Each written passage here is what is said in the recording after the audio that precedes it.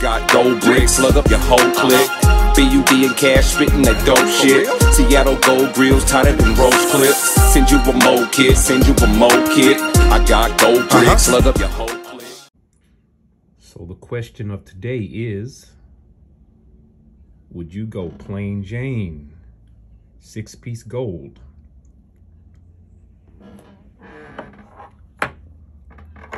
Or would you go gator cut diamond dust, 8-piece silver?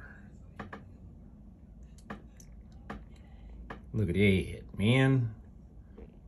Go him or go him? Drop me some gold emojis in the comments if you're going with the plain Jane gold. Drop me some gator emojis, y'all, if you're going with the gator cuts. And mind you, these can be done, this is silver, but these can be done in gold. These can be done in rose gold. These can be done in two-tone. There's plenty of ways we can do these, y'all. I mean, we can do two-tone like every other cut, like could be yellow, white, yellow, white. You know, imagine that. Each one of these little circles in there being a different color. Ooh, ooh, ooh, ooh, ooh. I just came up with something. I've never done that, y'all. Think about it.